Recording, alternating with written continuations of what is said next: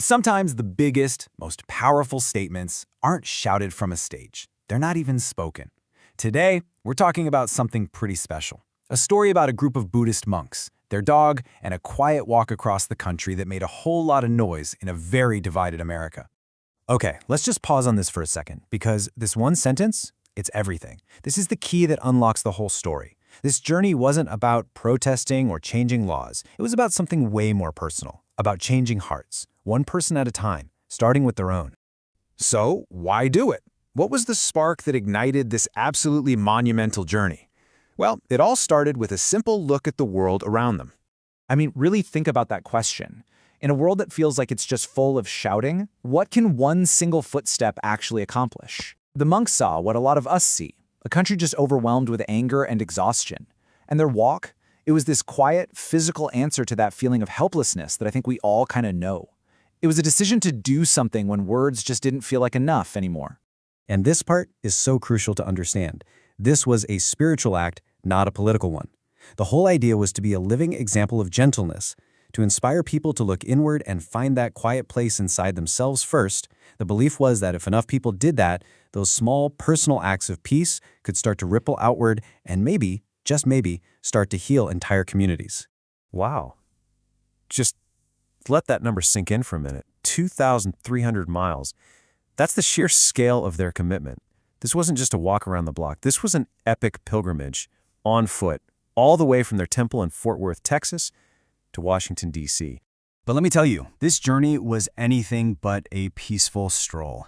It was absolutely filled with challenges, some of them profound, some of them heartbreaking, that tested their resolve in ways that nobody could have possibly predicted. So their trek took 112 days, starting in the fall of 2025. You can see they crossed some pretty historic ground, like the Edmund Pettus Bridge in Selma. But then, just 25 days in, tragedy struck. It's just awful. Only a few weeks into the walk, near Houston, a car crashed into one of their escort vehicles. A monk, Bhante Dampalmasan, was hit. His leg injury was so severe that it later had to be amputated. Can you even imagine? It was just this devastating, completely unforeseen test of their mission and their faith. And on top of that horrible accident, the hardship was daily. They walked through brutal ice storms and freezing cold. Even their beloved peace dog, Aloka, needed leg surgery along the way. And yet, through all of that, some of the monks kept walking barefoot. And the whole group, they never took a single day off. Not one. It's just incredible. So when they finally arrived in Washington, D.C., that was the end of the physical journey, sure, but it was really just the beginning of their message reaching a massive, massive new audience. Get a load of this number, 5.8 million. That's the combined number of followers they picked up on social media. TikTok, Facebook, Instagram, all of it. Isn't that staggering? It just goes to show you how much this simple, quiet act of walking resonated with millions of people who were just hungry for a message of peace. And all that online support, it absolutely translated into the real world. Thousands of people packed an arena just to greet them. They held this incredible interfaith ceremony at the Washington National Cathedral, bringing all these different traditions together. And it all wrapped up with a peace ceremony at one of the most symbolic places in the entire country, the Lincoln Memorial. You know, the beautiful thing about their message was that it was never complicated. It always came back to this one simple affirmation they shared with anyone who would listen. It wasn't about fixing the world's problems tomorrow. It was about making a choice for yourself, right now, today. All right, let's bring this amazing story full circle. Because after reaching D.C., the journey wasn't really finished until they made it back home to Fort Worth. And the impact?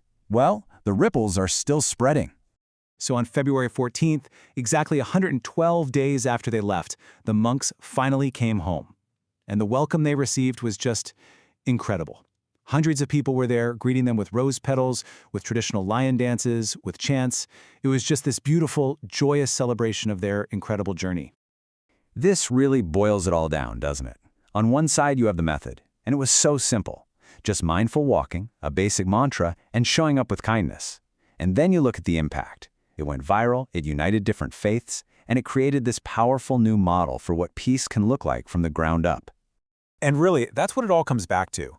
The monk's story is such a powerful reminder that huge change doesn't always come from a protest or a podium. Sometimes it starts with just one quiet, intentional step.